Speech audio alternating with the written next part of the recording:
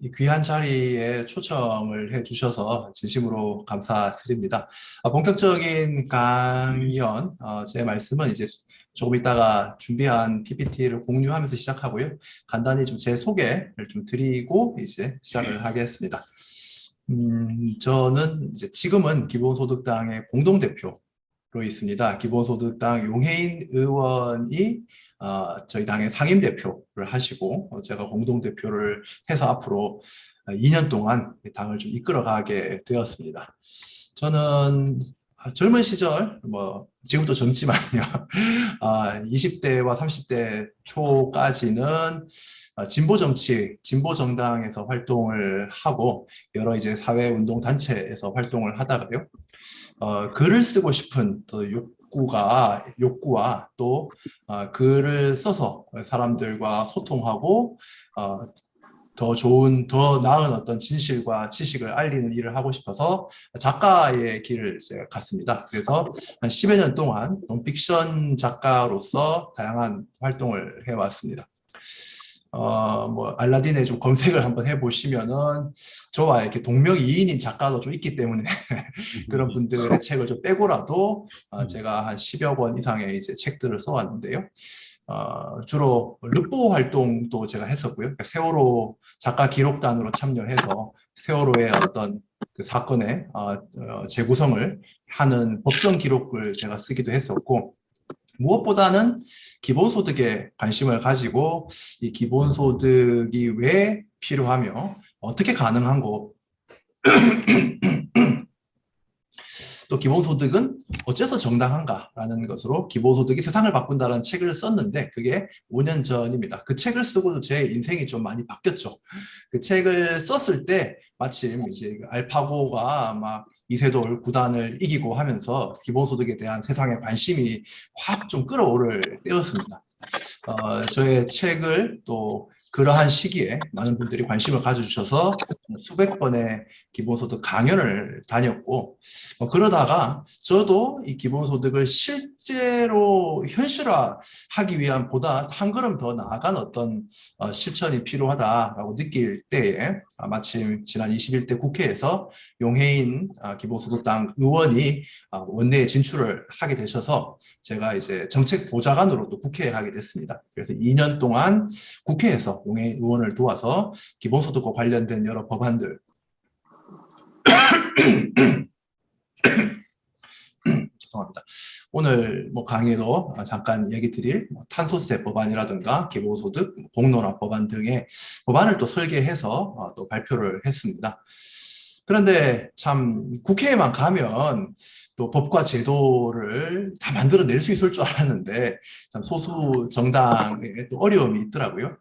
그래서 국회의 또 문턱을 넘어서 우리 정치를 진짜 기본소득 실현을 위한 또 정치적 확장을 위해서 지난 대통령 선거에는 참으로 무모하게도 기본소득당 대통령 후보로도 출마를 했습니다.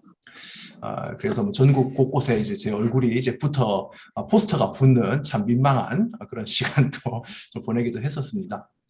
그리고 그 이후에 기본소득과 저는 우리가 해 나가야 될 어떤 방향의 민주주의가 공유부 민주주의라고 생각을 하는데 사유화되어 있는 그러한 공유부를 다시 회복하고 거기서 발생하는 이득을 사람들 모두가 평등하게 나누는 어떤 사회로 가야 한다고 보는데 이를 위해서 기본소득당의 공동대표까지 하게 되었습니다.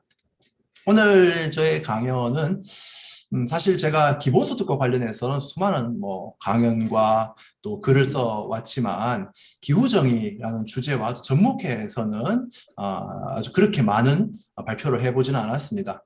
그러나 최근에 이제 기후위기에 대한 기후정의 운동에 대해서 저도 보다 더 적극적으로 좀 관심을 갖고 참여하는 중이라서 기본소득과 기후정의의 어떤 접점 혹은 쟁점 혹은 협력의 지점들에 대해서 좀 밝혀보고 싶었습니다. 한편으로 이것은 기후정의라고 하는 어떤 목표를 추구하시는 분들 내에도 기본소득의 동의하시는 분도 있고 기본소득의 여러 가지 이유로 또 비판을 하시는 분도 계시기 때문에 그분들을 좀 설득하기 위한 것이기도 합니다. 그래서 큰 틀에서는 제가 경향신문에 발표했던 그 칼럼 그 내용을 좀 큰 줄기로 오늘 또 좀 가져갈 것 같고 거기서 뭐 조금 더 보충을 해서 말씀을 드리고 또 여기 참가해서 오늘 함께 와주신 많은 분들이 뭐 기타 없이 여러 의견이나 또 질문을 주시면 저도 많이 공부를 하겠습니다.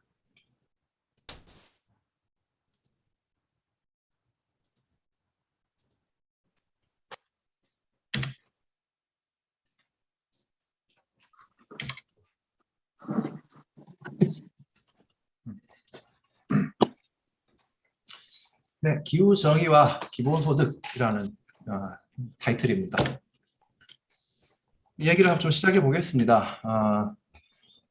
북극곰 직접 만나보신 분은 다행히 없으시겠죠. 저도 뭐 다행히 없습니다. 뭐 동물원에서 만났을 것 같다고 생각하실 수도 있는데 지금은 사실 동물원에도 북극곰이 없습니다.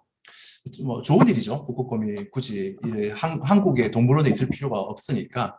그런데 우리가 기후변화라고 하면 참 북극곰을 항상 떠올립니다. 바로 이런 사진과 함께.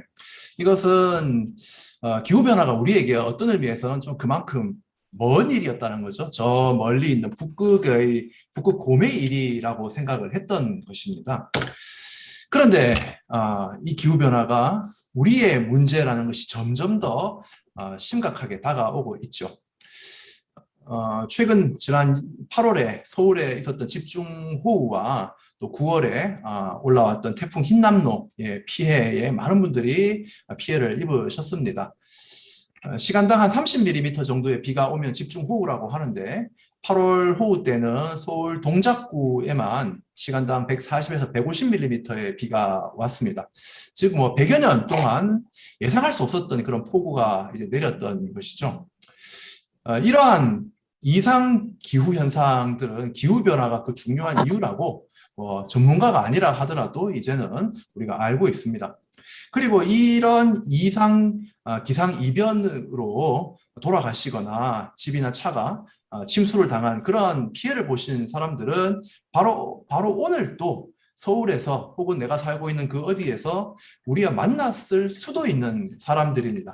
다시 말해 만난 적 없는 북극곰이 아니라 우리 주변에 있는 그리고 우리 자신의 바로 문제로 기후변화는 다가오고 있는 것 같습니다. 이러한 기후변화는 이제 경고등 수준을 넘어 비상선언을 선포할 때라고 생각합니다. 좀 과격하게 말하면 비상계엄령을 선포해야 될 때인 것 같기도 합니다. 실제로 이것은 오스트레일리아의 경우에 기후변화가 이후에 핵전쟁 정도의 위험으로 다가올 것이기 때문에 전시 수준으로 준비를 해야 된다고 과학자들이 호주 정부에게 제시하기도 했기 때문에 전혀 틀린 말은 아닌 것 같습니다. 파리기후협정에서는 2015년에 우리가 합의할 때 산업화 이전과 대비해서 1.5도 이내로 기온 상승을 제한해야 한다. 그리고 뭐 2도까지도 뭐 거의 봐준다라는 식으로 제안을 했습니다. 이것도 진통 끝에 통과가 됐는데 9월 9일자입니다. 제가 잘못 썼네요. 9월 9일자 사이언스지에 실린 다국적 과학자들의 논문에 따르면 1.1도만 상승해도 지구 환경의 티핑 포인트, 즉 회복 불가능점, 그 선을 넘어가면 더 이상 되돌릴 수 없는 티핑 포인트 16개 중에 5개가 비상구역에 진입한다라고 밝혔습니다. 왼쪽 이제 그림에 보시면 그림에 이제 제일 왼쪽에 1번과 2번 그리고 중간에 10번과 11번이 1.5라는 숫자를 중심으로 이제 굽는 선이 그어져 있는데 이 요소들이 그린란드 빙상 붕괴, 남극 서부 빙상 붕괴, 그리고 저위도 산호초 사멸 10번, 11번 영구 동토층의 해동입니다. 빨간 선은 티핑 포인트 1.5도씨입니다. 그런데 그 검은 선을 보면 1도씨 정도부터 이미 이 구역에 진입하고 하게 된다는 걸 알 수 있습니다. 지금 우리가 산업화 이후로 한 1.1도씨 정도가 이미 올랐다고 합니다. 다시 말해 그린란드 빙상의 붕괴나 열대 지역의 산호초의 사멸은 이미 시작되어 거의 되돌릴 수 없는 구역으로 들어가고 있는 거다라는 거죠. 이러한 결과가 암시하는 것은 티핑 포인트 하나가 무너지면 다른 티핑 포인트가 더 빨리 연쇄적으로 도미노처럼 이제 무너질 수 있다고 합니다. 여기 있는 11번의 영구 동토층에 해동이 되면 메탄가스가 분출되면서 우리가 알고 있는 기후변화의 시나리오를 확 앞당길 수가 있는 것이죠. 여기 있는 그림들은 16개 기후변화 회복 불가능점인데 제6차 IPCC 기후변화에 관한 정부 간 협의체 IPCC 1.5도 보고서에 실려 있는 그런 티핑 포인트 지역들입니다. 예를 들어 왼쪽 제 상단에는 남극의 빙상이라든가 그리고 하단에는 이제 위에는 북극의 빙상이고요. 하단에는 남극의 빙상 같은 것이 있는데 이 그림의 하단에 쓰여 있는 글로벌 워밍 스레스홀드라고 하는 티핑 포인트 그 지점을 보시면은 오렌지색, 옅은 오렌지색이 이제 2도씨 상승 이하에서 티핑 포인트에 들어선다라고 한 게 IPCC 6차 보고서인데 사이언스의 논문은 그러한 예상조차 너무나 한가한 예상이다라는 겁니다. 그것보다 훨씬 빨리 티핑 포인트는 온다라고 이야기를 하고 있는 것이죠. 이러한 위기 상황을 우리가 모르지는 않는다고 생각합니다. 시민들도 이제 경각심이 다 있죠. 그래서 일회용품 덜 쓰기 하시고 계시고 또 기업과 정부 역시 탄소 배출 감축량을 제시하는 등 여러 가지 노력을 하는 것 같습니다. 그런데도 왜 기후변화는 이렇게 점점 더 심각해지고만 있는 것인가? 무엇이 부족한가? 우리가 경각심을 덜 느꼈나? 네타시오를 더 많이 외쳐야 되는 것인가? 그런데 기후변화의 심각성을 느끼는 것으로는 부족하다. 이것이 오늘 우리 이야기의 첫 번째 주제입니다. 우리의 목표는 단지 온실가스의 감축, 탄소 중립만이 아니라 바로 기후 정의여야 한다는 겁니다. 그럼 왜 기후 정의여야 하는 것인가? 온실가스가 지구온난화의 원인이라는 것은 사실 이제 거의 모두가 알고 있습니다. 일부 부정하는 분들도 있지만 점점 이제 그 수는 줄어들고 있죠. IPCC 보고서 같은 것이 시간을 두고 계속 나오면서 기후변화의 인간 책임은 더 이상 부정할 수 없음을 밝혀주고 있습니다. 그러나 온실가스가 기후변화를 일으킨다는 것은 진실의 한 부분에 불과합니다. 더 중요한 부분은 이 온실가스 배출이 바로 불평등과 아주 긴밀한 관계에 있다는 것이고 불평등이 바로 근본 원인이라는 것이죠. 아래에 있는 그림은 한재각 기후활동가의 기후정의라는 팜플렛에 인용되어 있는 그림을 다시 한번 인용했습니다. 한재각 활동가의 이 기후정의 팜플렛은 내용은 길지 않지만 매우 알찬 책이라서 한 번씩 읽어보시면 좋을 것 같습니다. 왼쪽에 있는 그래프는 전 세계 인구의 소득 불평등입니다. 우리가 알듯이 전 세계 가장 부유한 10%가 세계 부의 50%를 차지하고 가난한 하위 50%는 단지 세계 전체 부의 8%만 차지한다는 내용이죠. 오른쪽은 전 세계 인구의 소득 분위별 온실가스 배출량으로서 가장 부유한 10%가 온실가스 배출의 절반을 차지하고 온실가스를 거의 배출하지 않는 가난한 50%는 합쳐봐야 배출량의 10%도 차지하지 않는다. 가장 많이 배출하는 사람들은 점점 더 많은 부를 차지하고 온실가스 배출에 거의 책임이 없는 사람들이 기후재난에 가장 큰 피해를 입는다는 이야기입니다. 국가 차원으로 보면 이 불평등은 더 심각합니다. 온실가스 배출량이 0.4%도 되지 않는 파키스탄은 지난 몇 개월 동안 성서에 나올 법한 대홍수를 겪고 있습니다. 이것은 한국 언론에서 우리가 참 그렇게 관심을 갖고 있지 않는 것이라서 1분짜리 뉴스 영상을 제가 한번 클립해 왔는데 한번 보시고 가면 좋을 것 같습니다. 소리도 아마 제가 나올 것 같은데요. 예, 수개월간 소리가 다 계속된 나오시나요? 대홍수로 네. 지금까지 1,000명이 넘게 숨지고 이재민 3천만 명이 발생했습니다. 쏟아진 물폭탄은 평년보다 9배나 많았는데요. 현지 관리는 성서에나 나올 법한 홍수라고 두려움을 나타냈습니다. 신정현 기자입니다. 강을 건너려다 물살에 가로막힌 승합차에서는 필사의 탈출이 이어집니다.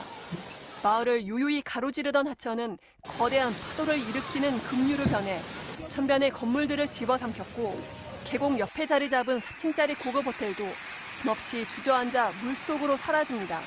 वो चला गया हमारा अपना भी नुकसान हुआ है ठीक है ना ये पानी जोर से 10 फुट 20 फुट पानी है 현재까지 파키스탄에서 폭우로 숨진 사람은 어린이 300여 명을 포함해 1,000명이 넘었습니다. 파괴된 주택은 95만 채, 이재민은 3,300만 명에 달해 파키스탄 국민 7명 중 1명이 피해를 봤습니다. 파키스탄은 해마다 6월 중순부터 9월까지 여름 계절성 폭우 몬순이 이어지는데 올해는 남부 일부 지역에서 평년보다 9배나 더 많은 비가 쏟아졌습니다. 남부 신드주에서는 성서에서나 나올 법한 홍수라는 표현이 등장했습니다. 지구 종말이 느껴질 만큼의 두려움을 느꼈다는 말입니다.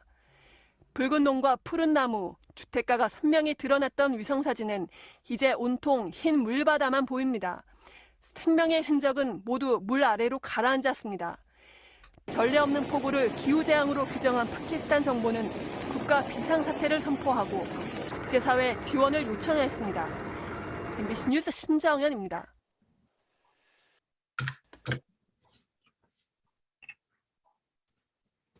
이러한 글로벌 불평등은 국가별 온실가스 배출량을 봐도 더 알 수 있죠. 현재의 배출량이 많은 국가들은 주로 개발도상국이지만 지난 200년 동안의 이제 누적 배출량은 미국이 독보적입니다. 그리고 이제 유럽 같은 서방 국가들이 합치면 절반을 차지해 왔죠. 온실가스 배출에 의해서 지금의 온난화에 가장 큰 책임이 있는 나라들이 어떠합니까? 자기들과 동등한 수준으로 책임을 지라고 개발도상국에 요구를 하고 있지 않습니까? 이런 것이 국제 간 갈등의 요인을 빚어지게 됩니다. 그래서 서구 국가들은 어떤 의미에서 과거에는 석탄으로 인한 검은 장벽을 쳤다면 지금은 녹색 기술을 내세워서 녹색 장벽을 치고 있습니다. 과거에 석유의 수송로를 따라 출동하던 나토의 전투기들은 지금 전기차 배터리에 꼭 들어가야 되는 리튬 광물의 그런 생산지를 따라서 나토의 전투기와 드론들이 출동을 하고 있죠.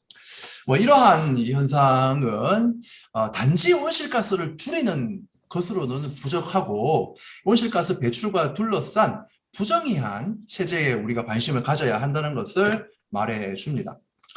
한편으로 우리는 이 그린워싱, 이제 이 말은 너무나 유명한 말이 되어서 이제 모르시는 분들이 별로 없는데 그러한 한 국가 내에서도 더 많은 책임을 져야 되는 어떤 기업과 자본이 녹색으로 자신의 행동을 칠하지만 실제로는 온실가스 배출의 어떤 부정의한 체제를 그대로 유지하고 있다는 것을 보여주는 말입니다.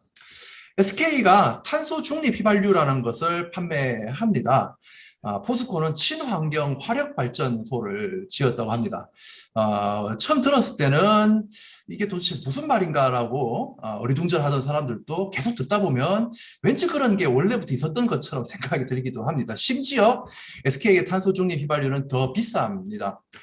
그 논리는 이 화석연료의 정제 과정에서 발생하는 온실가스를 탄소 배출권을 구매해서 그만큼 배출량을 상쇄했다라는 것이죠. 이러한 논리에는 내연차를 몰고 다니면서 내가 쓴 기름이 지구 온난화에 영향을 줄까봐 좀 양심의 가책을 느껴온 소비자들조차도 그 가책을 한번 덜 수 있는 리터당 몇십 원을 더 내고 가책을 덜 수 있는 공조 속에서 판매되고 있습니다. 그런데 여기에 대해서 환경운동가들은 계속해서 지적을 합니다. SK가 말하는 그러한 배출권 구매를 통한 상쇄라고 하는 것은 배출권에는 다양한 종류가 있고 가격도 천차만별인데 어떤 배출권을 구매해서 상쇄를 했다는 것인지 영업 비밀이라고 철저히 비공개합니다. 더 근본적으로는 한국의 탄소 가격 자체가 너무나 낮습니다. 그래서 이런 배출권을 구매해서 탄소 중립을 했다고 하는 것은 법적으로는 용인될 수 있는 이야기일지 모르나 기업이 실제 져야만 하는 어떤 공정한 책임에는 철저히 못 미치고 그러면서 이 기업과 자본이 녹색 전환에 앞장선다라고 하는 어떤 좀 기만을 보여주기도 합니다. 저는 어제, 그제 이제 기후정의 행진에서 연설을 하면서 탄소 중립 휘발유 같은 말이 성립된다고 하면 차라리 친환경 핵무기라는 말도 성립되는 거 아니냐고 되물었습니다. 사실 말이 되지 않습니까? 여기다가 폭탄을 떨어뜨리고 저기다가는 집과 숲을 조성해주면 전체적으로는 탄소 중립 친환경이 된다라는 말장난인 것이죠. 그러한 말장난이 통용되지 않아야 될 텐데 점점 우리 시민들이 그것을 비판적으로 보고 있다고 생각합니다. 한국의 온실가스 감축 목표 높은 편 아니냐, 이것이 현재의 정치권과 그리고 또 경영 산업계에서 또 하는 이야기입니다. 다른 나라보다도 확실히 더 높다라고 주장을 합니다. 그러나 그렇지 않죠. 2015년에 파리 기후협정에 한국이 제출했던 것은 2030년까지 약 한 2억 톤 정도의 탄소를 감축한다는 것이었습니다. 7억 톤에서 한 5억 톤 정도까지 감축하겠다고 했는데 이 정도 감축으로는 한국의 책임을 제대로 지는 것이 아니라고 기후 깡패라는 말까지 듣지 않았습니까? 그래서 문재인 정부가 임기 말에 와서 NDC 국가 탄소 배출 감축 목표를 상향 조정을 했습니다. 그래서 2018년 배출량에 대비해서 40% 감축해서 2018년이 탄소 배출이 정점이었는데 7.3억 톤에서 약 4.3억 톤으로 이렇게 그 배출량을 줄이겠다라는 목표를 제시했죠. 그러나 여기에 대해서 많은 비판들이 있습니다. 해외의 환경기구 클라이미트 애널리틱스에서는 한국이 지금까지 배출에 따른 공정한 분담을 하려면은 2030년까지 2.1억 톤까지, 즉 계획했던 것보다 2배 이상의 감축을 더 해야 한다고 요구하기도 했습니다. 그리고 위에 있는 그림은 탄소 예산 잔여량을 고려한 온실가스 감축 경로와 2030년 목표치 사이의 간극입니다. 탄소 예산은 참 흥미로우면서도 매우 처절한 그런 개념입니다. 그레타 툰베리가 유럽의 정치인들과 미국의 정치인들에게 당신들은 탄소 예산조차도 모르면서 탄소 중립을 말한다라고 일성을 놓은 바가 있죠. 탄소 예산은 인류가 우리가 일정한 특정한 온도 이내로 유지하기 위해서 앞으로 쓸 수 있는 탄소량 전체를 가리키는 것이죠. 그것이 이 그림에서 보면은 검은색으로 칠해져 있는 부분과 파란색으로 칠해져 있는 부분입니다. 이거 두 개를 합치면 우리가 1.5도에 다다르기까지 이제 쓸 수 있는 남은 탄소 전부입니다. 그런데 2020년 시점에서 검은 부분, 즉 쓸 수 있는 탄소는 이미 다 써버렸습니다. 남은 것은 파란 부분밖에 없는데 그 제일 위에 있는 산 꼭대기에서 이렇게 쭉 내려오는 주황색 선이 문재인 정부가 제시했던 NDC의 경로입니다. 저런 방식으로 줄인다고 하면 이 파란색 선과 주황색 선 사이의 그 간극, 그만큼의 탄소 예산을 가져와야 됩니다. 어디서? 다른 나라에서 혹은 미래 세대로부터 가져와야 된다는 것이죠. 그만큼 우리는 다른 나라 혹은 미래 세대가 기후 재난에 다다를 위험을 더 전가시킨다는 이야기입니다. IPCC의 여러 시나리오조차도 한국의 탄소 예산 잔여량만큼을 유지하는 시나리오가 나오지 않습니다. 그나마 제일 아래쪽에 있는 선 2040년에 탄소 중립을 완성한다. 1년에 16%씩 탄소를 줄일 때만 우리는 지금의 탄소 예산에 크게 벗어나지 않은 감축이 가능하다는 것입니다. 이런 이야기를 볼 때 문재인 정부의 감축 목표는 너무나 참 한가한 것이었고 저는 참 화가 나는 것이 문재인 정부가 이렇게 탄소 배출 목표를 세우고 그래서 지금 윤석열 정부는 아마 그것보다 더 악화된 시나리오를 갈 것 같지만 문재인 정부 역시 자신의 임기 내에 어떤 시나리오를 실천한 것이 아니라 임기가 끝났을 때 앞으로는 이렇게 해야 한다라고 제시하고 그냥 임기를 마쳐버린 것이죠. 참 책임 없는 무책임한 좀 태도였다고 생각합니다. 반면 윤석열 정부에게 기후변화는 뭐냐? 원전 마케팅, 원전 세일즈의 기회입니다. 엊그제 제가 정당 정책 토론회에 참가를 했습니다. 여러 정당에서 참가를 하셨는데 국민의힘 최영두 의원이 오길래 윤석열 정부의 이러한 기후 정책에 대해서 제가 좀 비판을 했습니다. 자유는 수백 번을 외쳤으면서 정작 이 기후 재난에 피해를 보는 사람들의 자유에는 관심이 왜 없느냐? 기후변화, 기후위기에 대한 언급이 없는가? 재생에너지를 왜 감축하려고 하느냐라고 얘기하니까 국민의힘의 입장은 원전을, 깨끗한 에너지인 원전을 늘려서 탄소 감축 목표를 달성할 수 있다고 얘기를 하더라고요. 그러한 기조가 바로 윤석열 정부의 기조입니다. 밑에 그림부터 보시면 이거 역시 좀 문재인 정부의 조금 무책임함을 보여주는 것이기도 한데요. 어쨌든 문재인 정부는 여러 세 개의 막대 그래프 중에 가운데 막대 그래프 NDC 상향안에 따른 2030년 발전량 전망을 세워놓고 임기를 마쳤습니다. 그 목표에 따르면은 제일 위에 초록색 부분 재생에너지를 20.8%에서 30.2%까지 10% 늘리자라는 것이죠. 그런데 윤석열 정부 들어와서 다시 세운 목표치에서는 재생에너지는 문재인 정부 때의 20%로 되돌려 놓고 대신에 핵발전을 8% 가까이 늘렸습니다. 지금 윤석열 대통령은 전 세계를 다니시면서 이 원전 마케팅에 여념이 없으시죠. 나토에 가서도 원전 세일즈를 하시고 원전 기업에 줄 일감을 정부가 직접 1,600억 원을 수주하기도 하고요. 깨끗한 에너지를 계속 강조하고 있지만 오른쪽 그래프에서 보시다시피 핵발전의 탄소 배출량은 태양광의 4배에 달한다는 독일의 연구 결과가 있습니다. 핵발전은 그 가동 자체만 보면 탄소 배출이 적더라도 원전을 짓고 폐기하는 과정에서 막대한 탄소가 배출되죠. 그리고 우라늄을 비롯한 핵 원료를 수송하고 관리하는 과정에서도 또 엄청난 탄소가 배출되고 가장 심각한 것은 핵 폐기물을 수천 년에서 수만 년 관리하는 과정에서 그런 시설을 짓는 데서도 엄청난 탄소를 배출하는 것입니다. 앞으로 이 태양광 등의 가격은 점점 내려가서 그리드 패러티가 이제 도달이 될 텐데 그런데 핵발전의 위험 비용은 늘어날 것이기 때문에 절대 깨끗한 에너지라고 하는 가성비가 높다고 하는 말은 거짓일 수밖에 없는 것이죠.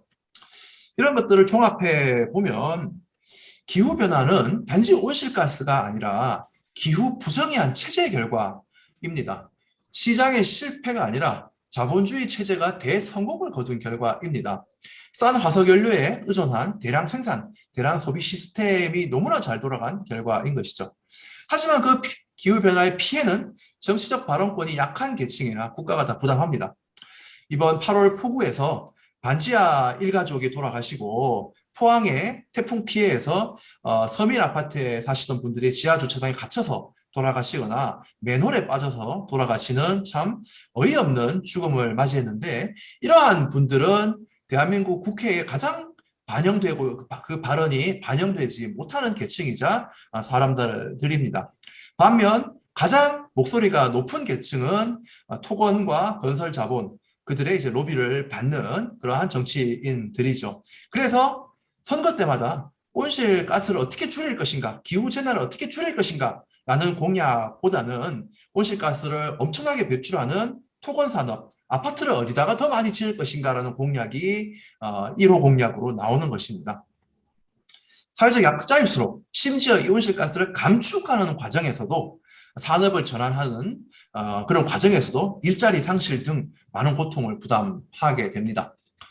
그래서 기후변화를 막으려면 기후 정의를 세워야 합니다. 그 기후 정의를 세운다는 것은 지금의 경제 시스템, 권력과 자본이 깐부가 되어서 서로의 이익을 보장해주는 그런 시스템이 아니라 생산을 시민들이, 국민들이 민주적으로 관리할 수 있는 경제 시스템, 경제민주주의라고 말할 수도 있겠습니다. 이런 시스템으로 전환하는 것이 기후변화를 막는 근본적인 방도라는 것이고, 그러한 전환의 과정, 생태적인 전환, 녹색 전환의 과정에서 사회적 약자를 포함한 모든 시민이 발언권을 가지고 주체가 될 수 있어야 된다. 지금은 사실 그들은 대상입니다. 전환의 대상이고, 일자리 산업을 폐기하면 함께 사라져야 할 대상처럼 취급받고 있습니다. 그래서는 안 된다고 하면서 시민들이 참여한 9월 24일 기후정의 행진이 열렸죠. 많은 분들이 참여하셨을 거라고 생각되는데, 저 역시 앞에서 발언하고 또 중간에 이제 다잉 퍼포먼스라고 해서 있지 않았습니까? 5분간 멸종된 생물들과 멸종 위기에 놓인 우리의 처지를 생각하면서 아스팔트에 5분간 누워서 다잉 퍼포먼스를 펼쳤습니다. 매우 큰 장관이더라고요. 그러면서 사람들이 써온, 특히 청소년들이 써온 피켓을 제가 참 흥미롭게 많이 봤습니다. 재밌는 피켓, 의미 있는 피켓들이 참 많았는데요. 그 중에서 기억나는 것은 이거였습니다. 피해자가 아니라 존재자다. 피해자가 아닌 존재자로라는 표현이 있었습니다.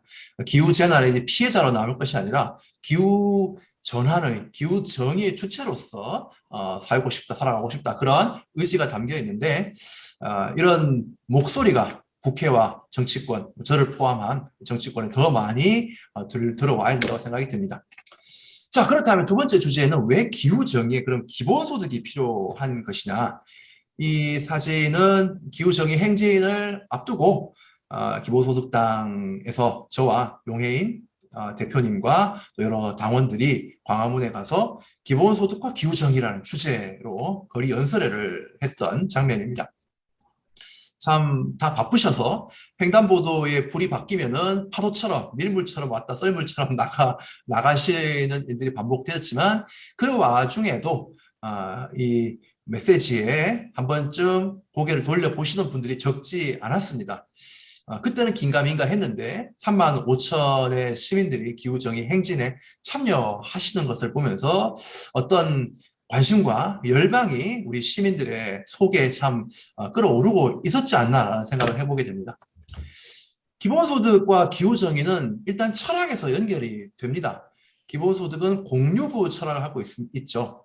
공유부라고 하는 것은 이 지구, 그 지구의 환경, 대기, 토지, 이 모든 것은 어느 한두 사람이 만들어내서 소유할 수 있는 것이 아니라 우리에게 그냥 주어진 것, 혹은 우리가 함께 협동하고 협력해서 만들어낸 것이라는 것이 바로 공유부입니다. 그런 공유부에서 발생한 수익과 이익은 우리 모두에게 일정한 권리가 있다는 것이죠. 그런데 이것이 끝은 아닙니다. 공유부 철학의 핵심은 단지 공유부의 이익을 우리가 나눠 가지자가 아니라 이게 공유부를 회복하고 관리하고 발전시키는데 유지 발전시키는 도덕적 책임을 우리 모두 져야 한다는 것입니다.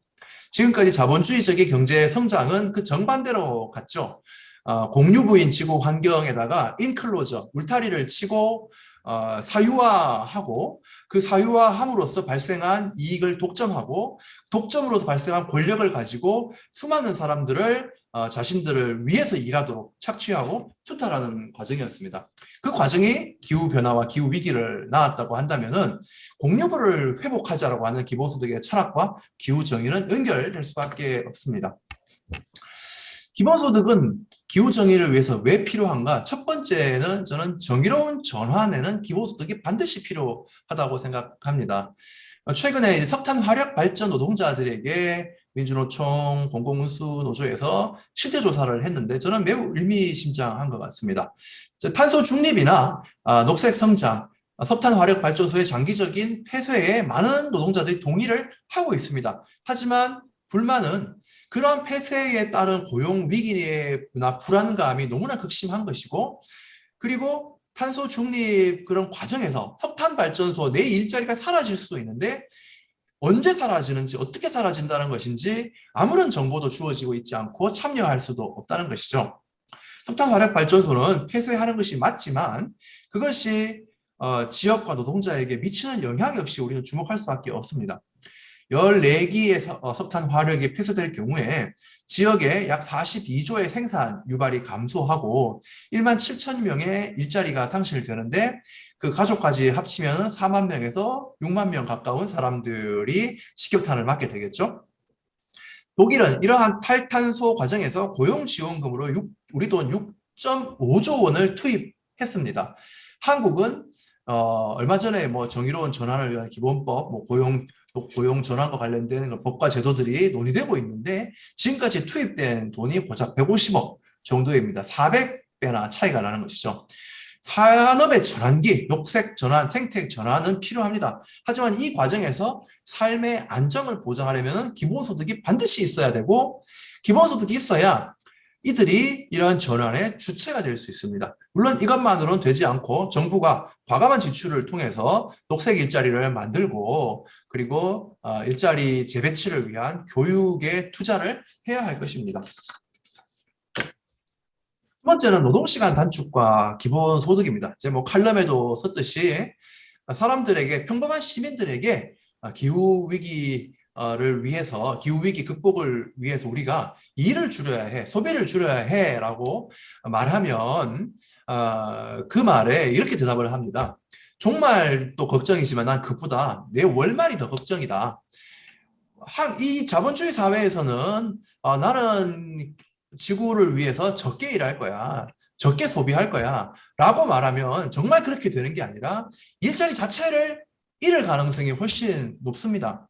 일자리를 얻기 위해서 경쟁해야 되고 그 경쟁한다는 것은 남들보다 내가 더 많이 더 오래 일할 자신이 있다고 능력이 있다고 이야기를 해야 한다는 것이죠. 그리고 일자리를 유지하기 위해서 역시 그렇게 더 많이 더 오래 더 빨리 일해야 하는 것입니다. 이 과정에서 우리는 수동적이나마 지구 온난화에 협조하고 있는 것이죠. 적을수록 풍요롭다라는 책을 쓴 제이슨 히켈은 그 책에서 필요가 아닌 이윤 때문에 고안된 경제 부분은 점차적으로 축소하고 노동시간을 줄여서 일자리를 나누어 완전 고용을 유지하자고 얘기합니다.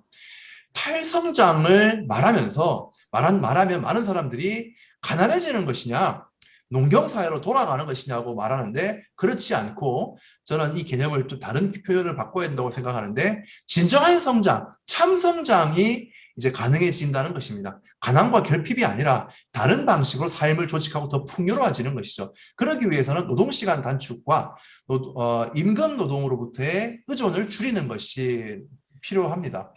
그래야 우리가 돌봄 친화적으로, 생태 친화적으로, 공동체 친화적으로, 사회 참여적으로 살아갈 수 있는 것이죠. 기본소득은 이러한 화석연료와 임금노동 의존에서 벗어나 일과 삶을 전환하는 핵심 수단이 될 수 있습니다. 이것은 기본소득의 금액이 높아야 되는 어떤 조건이 또 필요하기도 합니다. 그래프는 뭐 익숙한 그래프이실 겁니다만 제가 흥미로웠던 것은 코로나 와중이었던 2020년에조차도 한국의 노동시간은 OECD에서 정말 최하위권에 있는 상황이다. 이런데도 우리 대통령께서는 이제 100시간까지 일을 자유롭게 할 수 있어야 된다고 또 말씀하시지 않습니까? 참 우리 대통령께서는 또 이렇게 술자리에 가시기 위해서 미국 하원 의장이 오셨을 때 또 만나러 안 가시기도 하셨는데 어쨌든 일은 자유롭게 해야 된다고 또 주장하고 계시죠. 그러나 우리는 이미 너무나 많이 일하고 있다는 것은 알고 있는 사실입니다. 구체적인 좀 정책 과제, 기본소득과 같은 좀 큰 미션에 좀 더 세부적인 또 정책 과제로 좀 들어가 보겠습니다.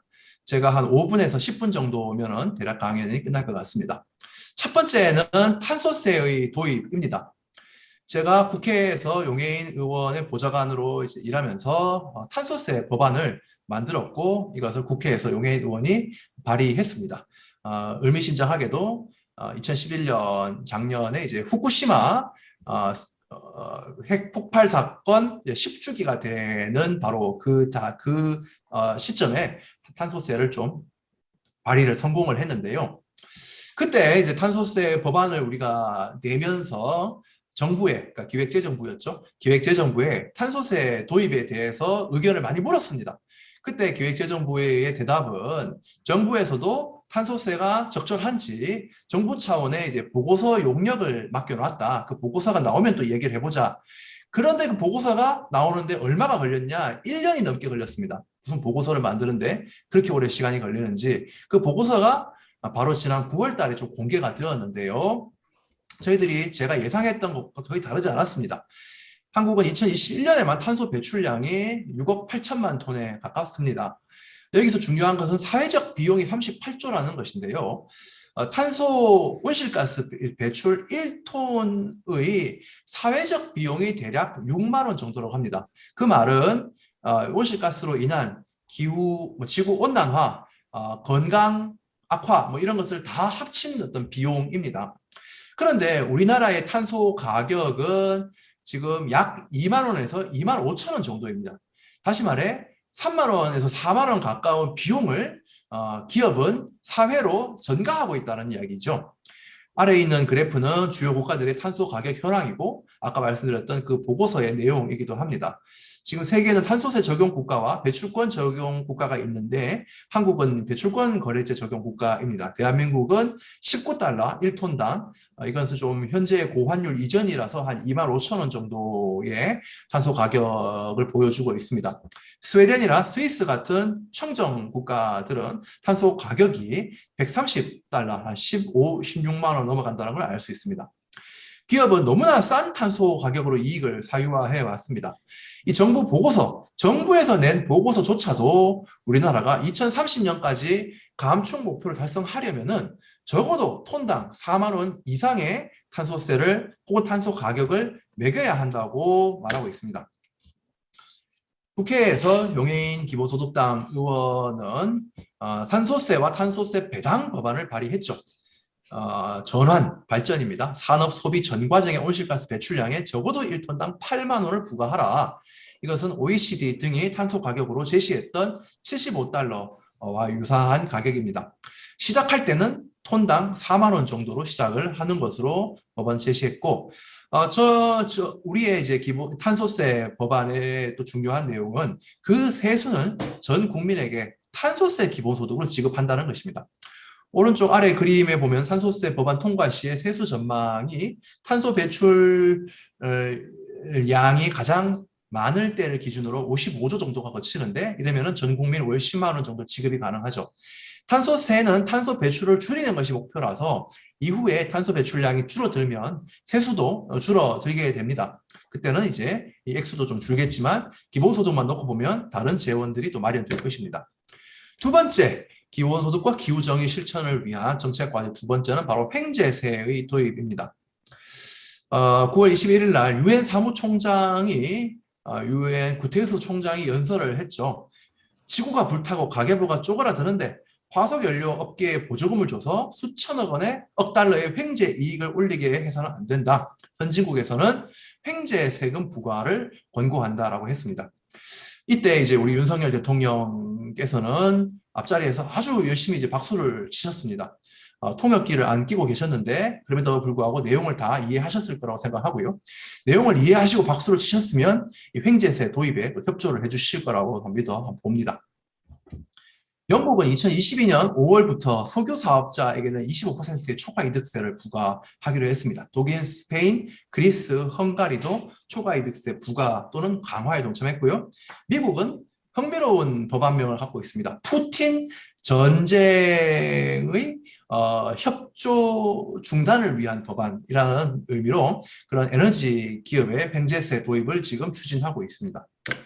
푸틴 범죄의 협조를 금지하는 법안, 흥미로운 제목이죠. 국회에서 이제 역시 기본소득당이 횡재세를 발의했습니다. 민주당에서도 이성만 의원이 또 법안을 발의했는데 그 내용은 조금 차이가 있습니다. 횡재세를 발의한 배경은 우크라이나 전쟁, 고유가 이런 것으로 지금 서민들은 고통을 겪고 있는 반면에 석유 사업자들은 막대한 초과 이익을 올렸으면 그 일부는 환수해야 된다는 것입니다. 전체를 환수하는 것은 아닙니다. 이 횡재세는 영어로는 windfall tax입니다. 바람에 나무 열매가 떨어졌는데 그 밑에 지나가던 사람이 나무 열매를 주웠으면 횡재를 한 것이죠. 그렇게 횡재했으면은 맛있게 먹겠지만 이 횡재를 내가 온전히 소유할 권리는 없다는 것입니다. 이런 초과 이득으로 횡재를 했으면 그것의 일부는 사회에 반환을 해야 된다는 것이 바로 횡재세의 취지인데요. 우리 국민들이 횡재세의 취지에 좀 많이 공감해 주셨던 것은 작년부터 정부가 유가 하락을 위해서 유류세를 37%의 마지노선까지 인하를 했습니다. 그럼에도 불구하고 그 인하에 따른 기름값 하락은 매우 미미했던 것이죠.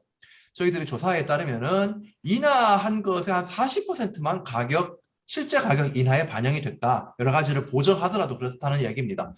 그럼 60%에 가까운 횡재 이익을 얻은 것이죠.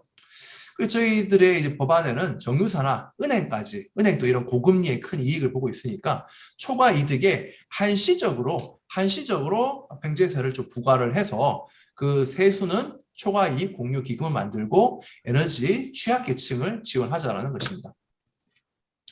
여러 가지 또 비판들도 있습니다.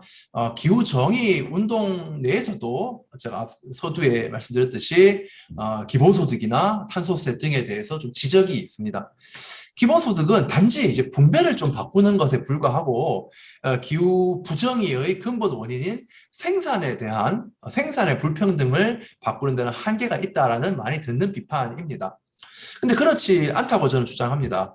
왜냐하면 이러한 자본주의적인 생산 체제의 핵심은 바로 임금 노동이지 않습니까? 그런데 기본소득이 주어져야 노동시간도 줄이고 임금 노동에서 보다 좀 벗어날 수 있습니다. 그래서 자본주의적인 경제가 아니라 사회적인 경제, 돌봄 경제 영역을 늘릴 수가 있는 것이죠. 생산 영역의 질과 그 방향을 바꾸는데 기본소득은 중요한 역할을 할 수가 있죠.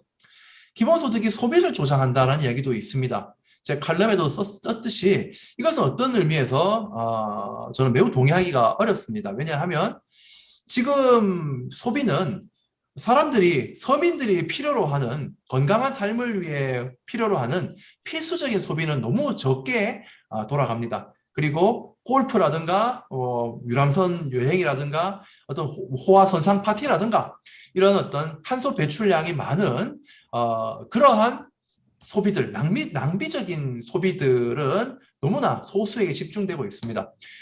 부자에게 과세해서 기본소득을 준다면은 서민들에게, 청년들에게 건강한 한 끼 식사를 위한 필수적인 소비는 늘어나고 부자들의 환경을 파괴하는 소비는 줄어들 수 있을 겁니다.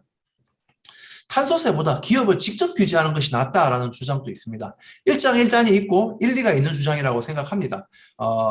부정하는 것은 아니지만 탄소세와 기업에 대한 규제는 어느 하나만 선택할 수 있는 문제는 아닙니다. 기업을 직접 규제하는 것은 일정한 시기 목표 하에서 배출량의 어떤 감축을 직접 목표 설정을 해서 추진하는 데는 도움이 되지만 사각지대가 매우 넓습니다. 주로 이러한 규제는 대기업 중심으로만 이루어질 수밖에 없기 때문에 그것의 사각지대에 해당되는 기업과 소비 영역에서 탄소 배출은 막지를 못한다는 것도 있고요. 기업으로 하여금 직접 혁신에 투자하고 친환경적인 어떤 혁신에 나서도록 동기를 부여하는 데 있어서는 탄소세가 더 유리합니다.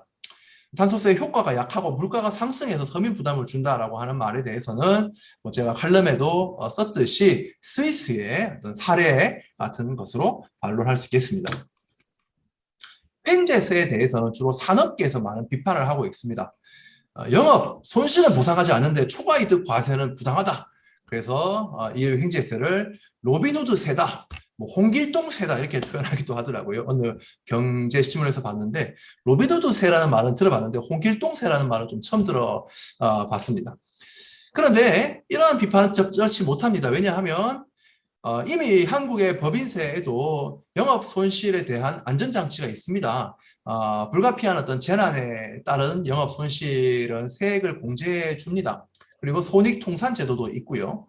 그리고 무엇보다 횡재세는 그냥 그 기업의 기여나 혁신에 의해서 발생한 이익 전체가 아니라 가만히 있었는데 발생한 초과이득, 즉 폭리에 대해서 그 일부만 과세하는 것입니다. 주유소의 가격 인상과 정유사의 이익은 무관하다는 주장도 있지만 이것은 정유업계가 과정업계로서 실제로 가격 결정력을 갖고 있다고 하는 어떤 현실을 좀 숨기는 주장이라고 보고요. 해외 정유사와 한국이 사정 달라서 해외에는 모르지만 한국에는 적용하기 어렵다는 비판도 있지만 그렇지 않습니다. 해외에도 해외 정유사는 이런 석유를 직접 시추하기도 하지만 이런 직접 시추나 그런 직접 기여에 관해서 횡재세가 부과되는 것이 아니라 해외에서도 여러 가지 외부 요인에 따른 폭리에 대해서만 횡재세를 부과하기 때문에 한국과 다르지 않다라고 볼 수 있습니다. 좀 정리를 하겠습니다. 기후 정의를 위해서는 기본소득이 필요합니다.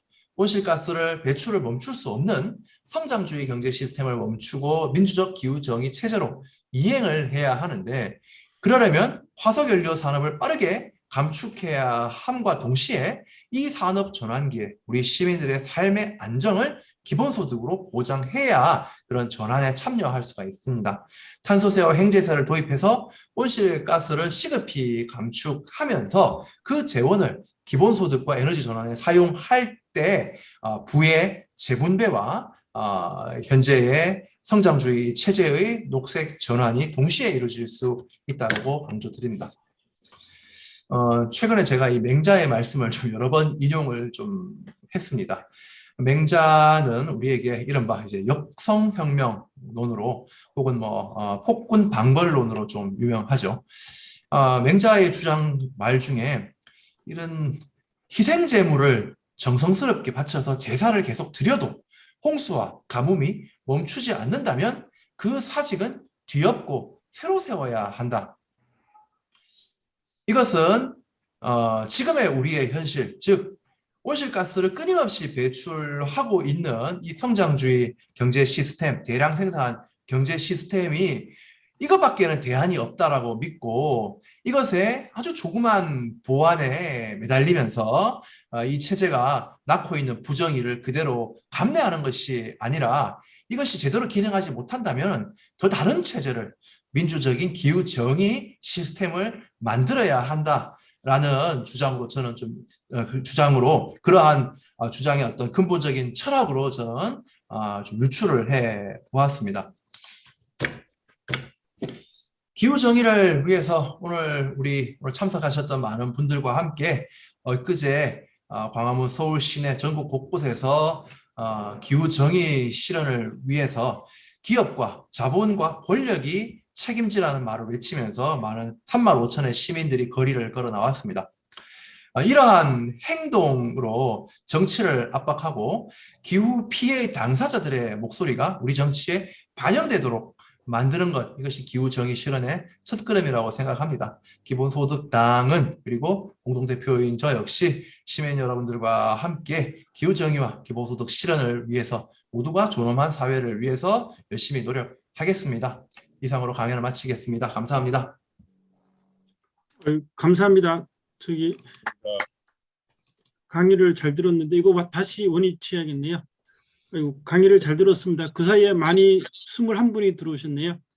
근데 제가 여기 조금 토론 사회를 보게 돼 있어요. 그래서 제가 갑자기 조금 이상하게 생각할 것 같은데 근데 말씀하신 중에서 부자가 10%인데 탄소 배출이 50%를 차지하고 가난한 사람은 50%가 되는데 탄소 배출량이 10%라. 그런데 그런 말씀이 조금 좀 가슴에 다가왔고, 그래서 탄소 배출량을 줄이기 위해서는 탄소세를 부과하면 부자들이 기업들이 탄소 배출을 줄일 거니까 그 탄소세를 가지고 기본소득을 나눠줘야 아마 이게 궁극적으로 기후 위기 문제가 해결된다, 그런 주장 같습니다. 그래서 오늘 토론자로 먼저 우리 최경선 우리 위원님하고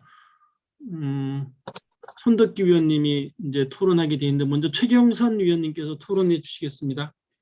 그리고 혹시 토론하는 과정에서 질문 사항이 있으면 아까 이인경 위원님께서 채팅방에다 좀 적으신 것 같은데 질문 사항이 있으면 채팅방에 적어주면 질문을 하도록 하겠습니다. 네. 최경선 위원님 발표해 주시면 좋겠습니다. 최경선입니다. 안녕하세요. 저 같은 경우는 기후 위기 담론에 대해서 이제 지금 봤을 때 기후 변화를 보시면서 이제 그 기후 변화와 기후 위기와 기후를 이제 재앙으로 보는 그런 관점에서 이제 변화의 관점에서 이제 계속 얘기를 하시고 계셨는데, 저는 이제 지금은 이미 변화를 넘어선 위기였기 때문에 저 이제 강연을 듣기 전에 제가 생각했던 거는 이제 함께 우리가 어떻게 이겨내야 될 건가, 이제 그런 얘기를 생각을 했었거든요. 그러면서 그렇지만 이제 저기 음소거 해결해야 되는데 음소거가 됐네요. 그럼 하나도 안 들렸었나요? 아니, 죄송합니다. 들렸어요. 네? 예. 들렸어요. 갑자기 네네. 그랬어요. 아, 그래요? 그, 저는 사실 이제 기후 위기 담론에서 지금의 상태를 기후 변화의 상황이라고 생각하지 않고 이제 좀 위기라고 바라보고 있거든요. 그러니까 위기냐 재앙이냐 이렇게 세 가지의 담론들이 있던데, 그래서 이제 위기의 관점에서 저는 이제 변화라 그랬을 때는 그 완화를 하는 방향으로 가는데, 위기에 있어서는 함께 이겨내면서 이제 적응을 하는 그런 형태를 생각하면서, 사실은 이제 기본소득과 연결을 했을 때 이 기후 위기를 이제 바라보면서 이제 기후 정의라는 그 용어 자체가 굉장히 어려웠었거든요. 근데 이제 오늘 용어를 굉장히 잘 정리를 해주셔갖고 이제 기후 부정의에 대한 상대적인 기후 정의에 대해서 아주 이해를 할 수 있는 그런 좋은 시간이 되었는데요. 그러니까 제가 들었던 건 뭐냐면, 이러한 그 기후 정의와 함께 기본소득에 있어서 어떤 지금 이제 제한되어진 거는 법적인 것들, 그런 것들 입법화하면서 얘기했는데, 실제로 우리가 같이 연대해서 해결할 수 있는 그런 부분들, 그런 것들에 대해서 이제 질문을 해보고 싶었습니다. 예, 그래서 그것과 그리고 이제 우리가 어떤 지금 현재의 기후 위기에 이제 인풋 대비 아웃풋을 봤을 때, 인풋과 아웃풋에서 그러니까 우리 그 대표님께서는 어떤 것에 포커스를 맞춰갖고 우리가 이거를 대응해 나가는 게 더 좋을지 한번 그런 의견도 같이 듣고 싶었거든요. 네, 예, 두 가지 저기 뭐 질문이었습니다. 예, 지금 바로 질문 사항이 핵심이 있어서 답변해 줄 수 있을까요, 오준호 대표님? 인풋하고 아웃풋 이게 관계 토론자님의 어떤 발표까지 다 한번 듣고 제가 합쳐서 한번 답변을 그러면 해볼까요?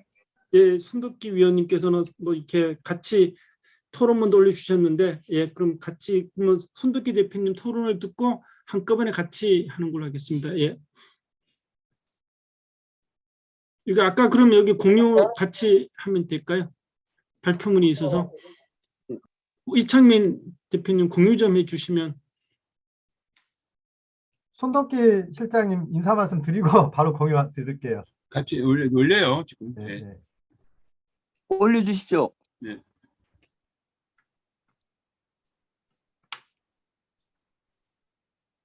좀 더 밀어요. 이게 최고. 예, 아니, 예, 손듣기입니다. 저는 제가 패널 토론으로서 저 22년 올해 9월 22일에 그 대표님의 발제자 칼럼, 대표님의 그 경향신문 칼럼을 보고서 일단 그 평을 하면요, 기후 정의와 기본소득은 함께 가야 하는 관계다. 왜냐하면 거기서 써주시기를 기후 정의 관점에서 기후 변화의 원인은 온실가스 이전의 자본주의 체제의 문제다. 그리고 기후 정의의 운동의 목표는 탄소 중립에 그치는 게 아니라 자본주의 체제 전환까지 가야 된다고 말씀하셨습니다. 저긴 이 부분에서 동의를 하고 있는데요.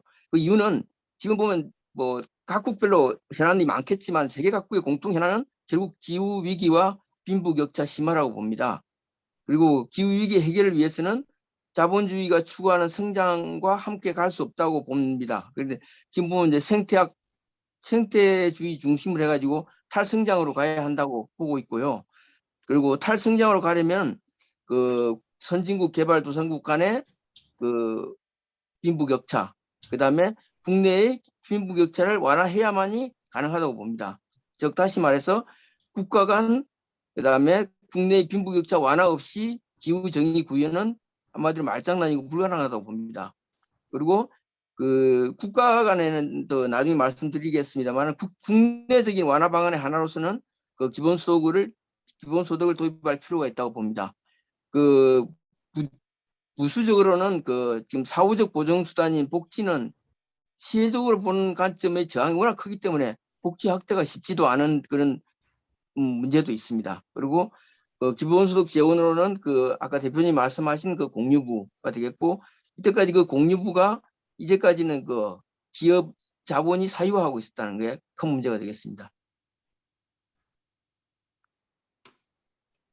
제가 생각하기에 기후 정의에 가까이 다가가기 위해서는 저희들의 생각을 바꿔야 된다고 봅니다. 그 과거에 그 저희 한민족을 갖다가 평화를 사랑하는 백이민족이라고 많이 칭했습니다. 그게 물론 뭐 평화를 사랑하는 측면도 있지만은 사실은 그 힘이 없어서 어쩔 수 없이 선택한 측면도 많습니다. 지금에 와서 우리가 그 세계 우국이 되다 보니까 현재는 평화를 사랑하는 백이민족이라는 말을 쓰지 않습니다. 그와 마찬가지로 제가 그 코로나19를 겪으면서 느끼는 게 인간이 만물의 영장이냐, 그는 인간만의 생각일 뿐이고 이제는 그런 생각을 버려야 어떤 기후 정의에 다가갈 수 있다고 봅니다. 그 소설가 천선란 씨는 그 사람의 꿈이 동식물이 주류가 되고 인간이 비주류가 되는 걸 꿈꾼다고 했는데, 그게 꿈에 그치면 안 되고 그게 현실화돼야만이 기후 정의에 가까이 다가갈 수 있다고 봅니다. 두 번째는 그 얼마 전에 본 책에 보면 클라이브 폰팅의 녹색 세계사에 보면 생태계의 기본 원칙 중 하나가 지구는 닫힌 체계라는 것입니다. 그러면서 우리는 쓰레기를 버린다고 하지만은 사실은 지구상 어딘가에 쓰레기를 옮겨둔 것을 의미한다는 거죠. 그러니까 한마디로 지구가 하나밖에 없기 때문에 이 환경적인 문제는 지구 안에서 해결해야 한다는 겁니다. 그리고 세 번째로, 특히 이 생각은 우리나라에서 상당히 강한데요. 그 원자력 발전을 늘리고 과학기술이 발전하면 해결될 것이라는 막연한 기대를 갖고 있습니다. 왜냐하면 이게 보는데 사실 이 문제가 일단 그 기후 정의를 보는 관점이 너무 협소한 것도 큰 문제고, 그 다음에 그 좀 원자력 발전만 늘리고 물론 과학기술에 대한 그 연구개발 투자는 해야 되겠지만은 그걸로는 아직 너무 막연하고 불확실하다는 거죠. 그리고 그러다 보니까 우리나라에서는 많은 나라에서는 이미 그리드 페리티를 달성을 했습니다. 왜냐하면 물론 거기에 그 일조량이 많다든지 그 다음에 그 풍속이 뭐 빠르다든지 하는 여러 가지 장점이 있어도 그런 경우도 있지만은 사실은 획기적인 기술 발전이 있었기 때문에 그리드 페리티를 달성했거든요. 그런데 우리나라는 아직 그게 요원하다는 거죠. 그 원인이 보면 이런 그 안일한 이런 생각 때문에 상당 부분이 발생했다고 봅니다. 그리고 그 2011년에 후쿠시마 원자력 발전 사고가 나고 나서 그 후쿠시마 원자력 발전소를 운영하던 도쿄전력이 결국 파산 후에 2016년에 국유화됐습니다. 그 말은 무슨 뜻이냐면 원자력 사고 충당금이라든지, 아니, 좀 내려주십시오. 올려주십시오. 예. 원자력 사고 처리 충당금이라든지 위험 충당금, 이런 게 다시 적정하게 충당을 했었느냐. 그리고 지금 우리 보면 고준위 방사성 폐기물 처리 방안도 확정이 안 된 상태에서 거기에 대한 비용이 과연 지금 적정하게 원가에 반영되고 있는지, 그리고 발전이나 송전이라든지 방사성 폐기물 관리 사업자는 재능개발 촉진법에 사실 국가적인 지원을 받게 돼 있습니다. 그런 차원이기 때문에 우리나라는 어떻게 보면 그 원자력 단가가 생각보다 우리 실제 발생보다도 훨씬 낮게 원가가 책정되고 있다고 볼 수 있습니다. 다음은 그 기후 정의에 가까이 다가가기 위해서는 그 정책의 환경 생태 마인드를 적용해야 된다고 생각합니다. 그 얼마 전에 이제 우크라이나 러시아 전쟁 관련해 가지고 유가 급등을 했을 때 우리나라는 그 유류세를 법정 한도의 37%까지 인하는 세금이란 만큼만 도입을 했습니다. 반면에 독일은 월 9유로 교통기획권을 6월부터 8월까지 시행을 했습니다. 물론 거기에는 그 고속열차를 제외한 대중교통의 상당수를 무제한으로 이용할 수 있는 정액권입니다. 이로 인해서 독일 교통기업연합의 그 추정에 따르면 9유로 티켓으로 인한 3개월 시행기간 동안에 약 180만 톤의 온실가스를 줄인 것으로 추정하고 있습니다. 그리고 보면 그 직장인 교통보조비 관련해 가지고 우리나라는 그 자가용을 운전하는 대중교통이라는 일괄 지급하고 있습니다. 근데 일본 동경 같은 도쿄 같은 경우는 대중교통 이용자에 한해서만 지원을 합니다. 그 자가용 이용자는 교통보조비를 지원하지 않을 뿐만 아니라 주차료 등도 본인이 부담하게끔, 이렇게 자가용 이용할 것이냐 대중교통을 이용할 것이냐 하는 선택을 줌으로 인해 가지고 결국은 대중교통을 이용을 유인함으로써 매연도 줄고 그 다음에 교통도 원활한 효과를 가지고 있는 겁니다. 그 다음에 항공기 이용을 반대하는, 그 다음에 근거리 비행을 금지하는, 그 다음에 적자 국내 비행장 폐쇄 및 신설 금지 관련해서 그 해외 동향과 우리나라의 움직임에 대해서 말씀드리겠습니다. 그 주로 그 먼저 시작은 그 스웨덴에서 2010년대에 시작했는데요.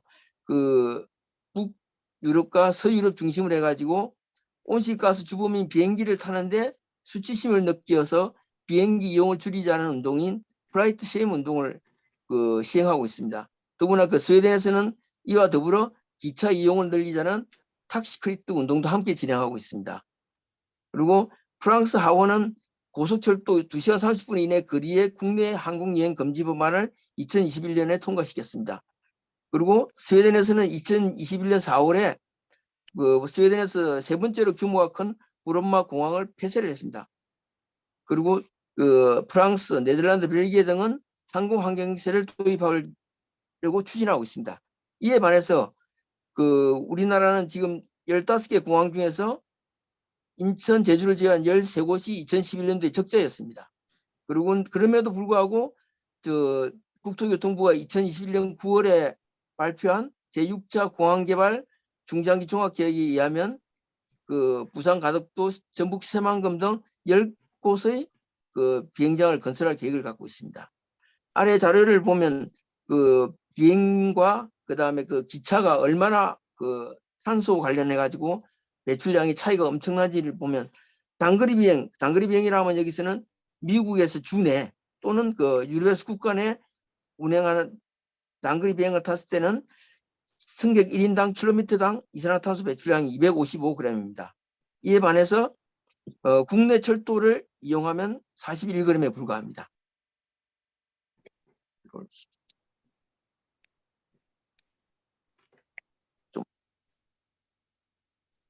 저는 그 우리나라가 그 네 번째로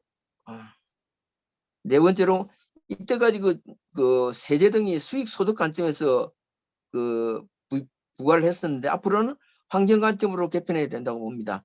그 법인세, 소득세는 줄이고 환경세를 부과하자는 거죠. 그리고 그 전철 등 친환경 그 교통수단에 대해서는 지원 근거도 신설해야 된다고 봅니다. 또한 그 반환경 행위에 대해서는 규제도 하고 비용 부과 근거도 마련할 수 있다고 봅니다. 이거 좀 참고사항인데요.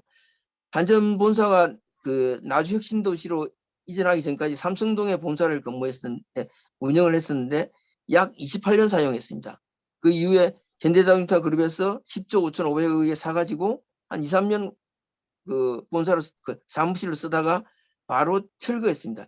그럼 불과 이게 약 100년 이상 쓸 수 있는 그 건물을 갖다가 약 30년 정도 쓰고 이걸 철거를 했다는 것은 건축 폐기물이라든지 이런 게 엄청나게 발생하는 거죠. 이게 환경 관점에서 반하는 건데 거기에 대해서 규제도 할 수 있고 그런 데 대해서 범칙금이라든지 그 비용 부과를 할 수 있는 어떤 근거도 마련할 필요가 있다고 봅니다. 그다음에 5번째로 그 아마존 열대 우림 등에 대해서 국제적 지원을 확대해야 되고 그다음에 거기에 대해서 그 사용에 대해서는 감시 방안도 정밀하게 그다음에 어떤 공신력이 있는 기관에서 그 감시 방안을 마련해야 된다고 봅니다. 왜냐하면 우리 아마존 열대 우림을 뭐 생물 다양성의 보호원이 지구의 협파라고 칭하는데 그 수혜는 전 지구가 보고 있습니다. 그런데 그걸 브라질과 그 남미에만 맡긴다는, 물론 지금도 어느 정도 지원을 하고 있습니다만 맡긴다는 문제가 있습니다. 그러다 보니까 그 축산이라든지 축산용 사료, 대두를 재배하기 위해서 계속 파괴가 되고 있는 거거든요. 그런 차원에서 보면 지구적 차원에서 지금보다 기금 조성을 대폭 확대하고 그다음에 그 공신 있는 기관에서 감시를 철저히 할 수 있게 정밀화해야 된다고 봅니다. 그리고 지금 현재 이 6번째 건은 얼마 전에 그 정래건 전 기후변화 한국대사에서 그 인터뷰한 내용을 좀 요약한 건데요. 현재 국가온실가스 감축 목표는 법적 구속력이 없습니다. 그러다 보니까 그 목표 도달이 과연 가능할까? 그런 지금 의문을 품는 게 상당히 합리적이라고 봅니다. 그래서 그분 주장하기를 개선 방안은 선진국에 대해서는 법적 구속력을 부여하자. 그리고 다만 개발도상국에 대해서는 법적 구속력은 없대 국제적으로 검증을 받게 하자. 그렇게 한 사유는 왜냐하면 기존의 선진국은 18세기 산업혁명 때부터 그 산업화를 했기 때문에 그때부터 환경오염을 유발했습니다. 그런데 개도국은 20세기 중반 이후에 산업화가 시작했기 때문에 형평성 및 실현 가능성 제고 차원에서는 분명히 이게 오히려 더 합리적이다. 근데 사실 이게 과연 가능할까는 그걸 생각하면 아무것도 못하니까 이거는 어쨌든 자꾸 이런 게 공론화를 통해서 이런 개선에 대해서는 상당히 좀 더 공감대를 더 확산해야 되리라고 봅니다. 이상입니다. 네, 감사합니다. 그 손도끼 위원님께서는 주로 기후 위기 문제는 인간 위주로 생각하면 안 되고 지구촌 모든 동식물을 통틀어서 생각해야 되고 기후 위기에 대응해서 여러 가지 해결책으로 뭐 비행기 이용을 자제하고 또 여러 가지 뭐 기후 탄소 배출 제한에 대해서 구성이 없으니까 여러 가지 한 대응책을 좀 제시해 주셨고 아까 처음에 이제 질문하신 최영선 위원님은 인풋도 아웃풋 문제가 이게 탄소 배출을 한 사람하고 탄소 배출을 제거하는 데 드는 최종적인 부담자가 틀리니까 그 관계를 묻는 건가요? 그 질문 요지가 어떤 건지 다시 한번 분명히 말씀해 주시면 감사하겠습니다. 질문 요지가. 네.